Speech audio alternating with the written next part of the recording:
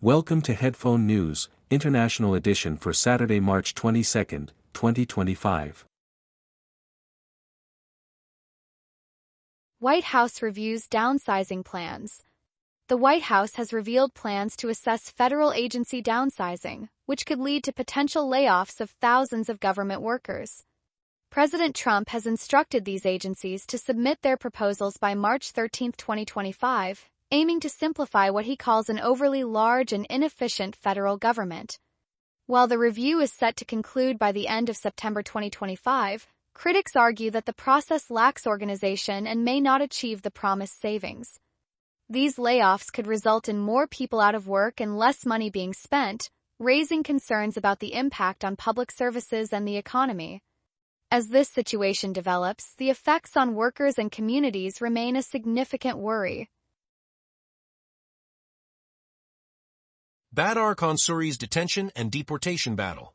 Badar Khan Suri, a graduate student from Georgetown University in India, was caught in a legal battle after immigration agents detained him outside his home in Arlington, Virginia, on March 18, 2025. The Trump administration is trying to deport him, claiming he spread propaganda for Hamas, a Palestinian militant group. Suri's attorney, Hassan Ahmad, firmly rejects these accusations, stating that Suri has never made pro-Hamas or anti-Semitic comments and calls the detention outrageous. A federal judge in Virginia has temporarily stopped Suri's deportation, ruling he cannot be removed from the U.S. without a court order. The American Civil Liberties Union of Virginia, represented by attorney Sophia Gregg, supports Suri, viewing the judge's decision as a positive outcome. Complicating the situation, Suri is married to a U.S. citizen and has 3 children in Virginia, while his father-in-law, Ahmed Youssef, lives in Gaza and previously worked with Hamas. The Trump administration is also attempting to deport 2 others involved in protests against the Gaza conflict at Columbia University. Civil rights advocates criticize these actions as punitive measures against those exercising their right to free speech. The administration's stance is further highlighted by the cancellation of about $400 million in federal grants to Columbia University, drawing sharp criticism from civil rights leaders. Germany approves major spending package. Germany's Bundesrat has just approved a groundbreaking spending package of 500 billion euros, aimed at boosting the economy and strengthening military capabilities. This substantial fund will focus on infrastructure projects and ease strict borrowing rules that have limited government spending for years.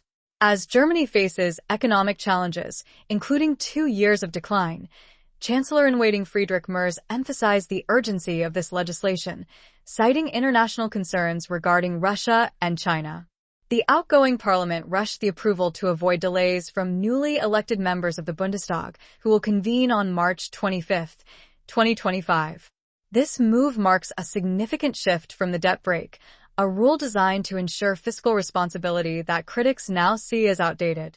The passage of this spending package is viewed as a major victory for Merz and his coalition, setting the stage for a more proactive fiscal approach in Germany. Heathrow Airport disruption due to fire. Heathrow Airport in London faced a dramatic disruption on March 21, 2025, when a fire erupted at a nearby electrical substation, leading to a major power loss. Experts estimate that the aviation industry could lose about £20 million, or around $26 million, each day because of this incident. Travel consultant Paul Charles highlighted the urgent need for better emergency planning, noting this is the largest disruption since the Icelandic ash cloud in 2010. On the day of the outage, only a few flights were scheduled to relocate aircraft, with full operations expected to resume on March 22. However, analysts warn that the effects of this closure could impact travelers and airlines for days to come.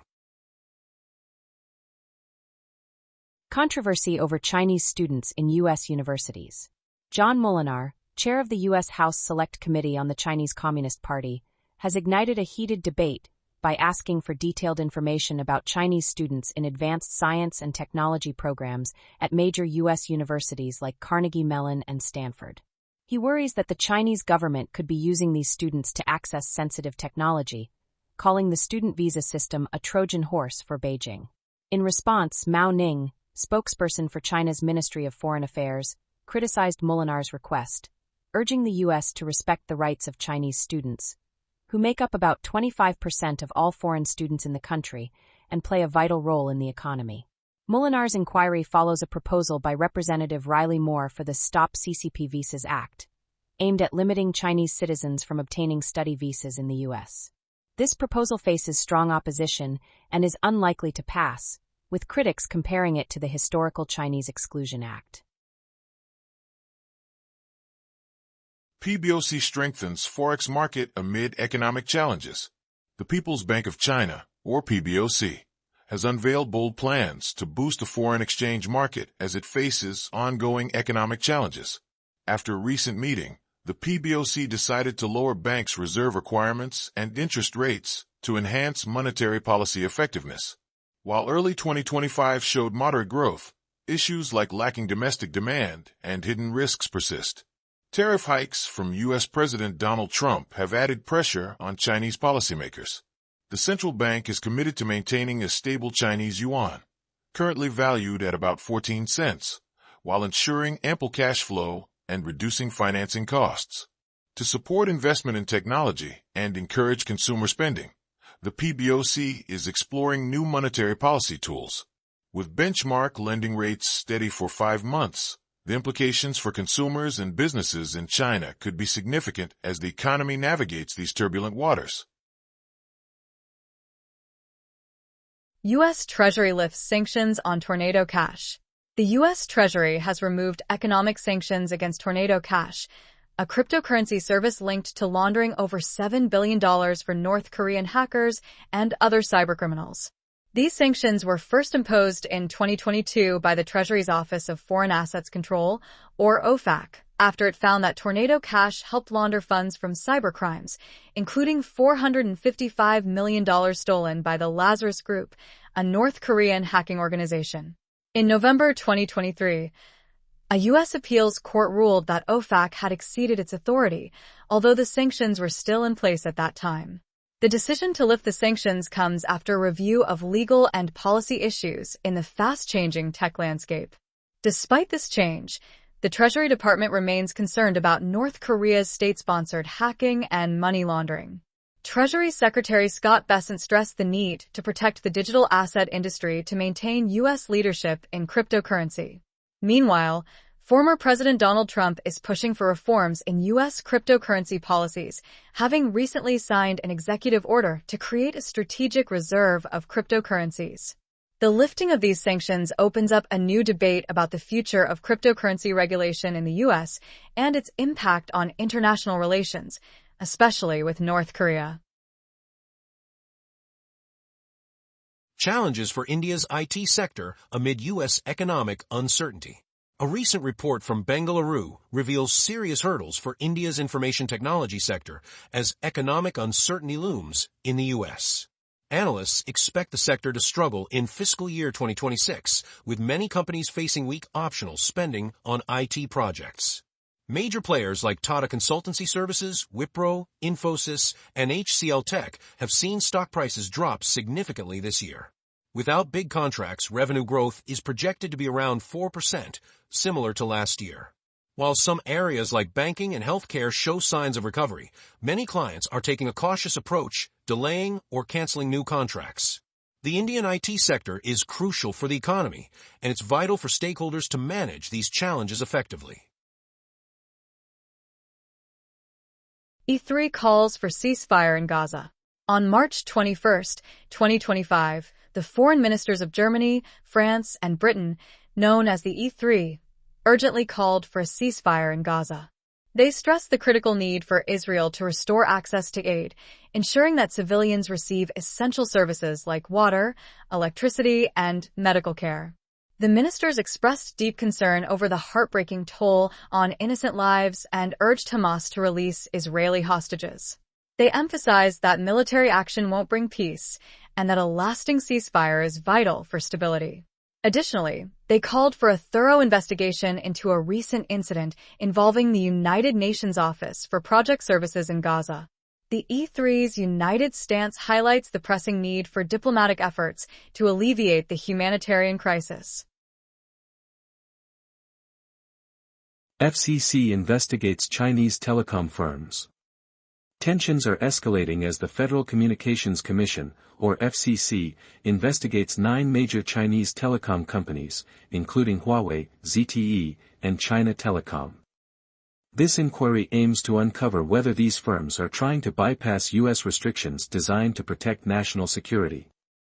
All these companies are on the FCC's covered list, which identifies threats to U.S. safety.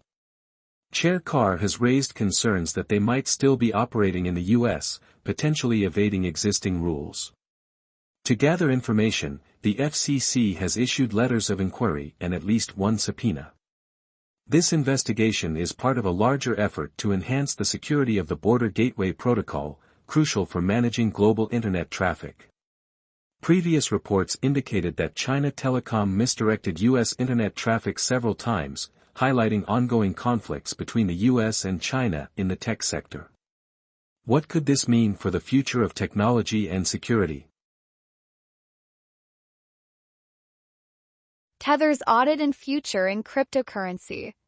Tether, the creator of the world's largest stablecoin, is negotiating with a major accounting firm from the Big Four, PricewaterhouseCoopers, Ernst & Young, Deloitte or KPMG, to finally conduct an audit of its reserves.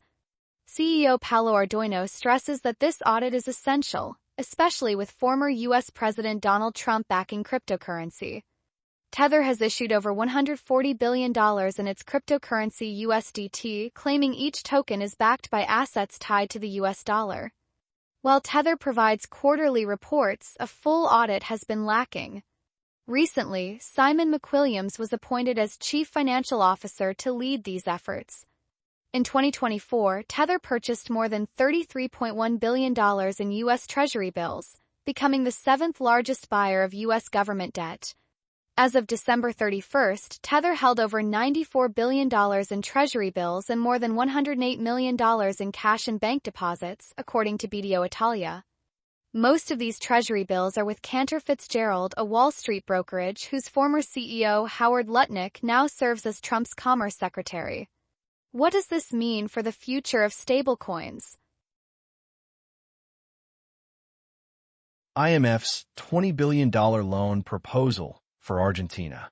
The International Monetary Fund, or IMF, is eyeing a $20 billion loan to help Argentina tackle its tough economic landscape. This financial support comes as the country faces significant challenges, including dwindling foreign currency reserves due to years of overspending. The IMF is considering a 4-year plan that includes about $15 billion special drawing rights, which is roughly $20.4 billion. Recently, Argentina's government issued a decree to streamline negotiations with the IMF, aiming to boost the central bank's reserves and ease capital controls. The repayment plan spans 10 years, with a grace period of 4.5 years. Argentina is the IMF's largest borrower, having entered into 22 loan programs and still repaying a previous $44 billion loan from 2022. IMF spokesperson Julie Kozak mentioned that progress is being made toward a new agreement, but it will need the approval of the IMF Executive Board. Understanding Argentina's financial situation is crucial as the nation continues to deal with inflation and debt defaults. That is all the news for today. Thank you for listening to today's Headphone News. News summary brought to you by AI.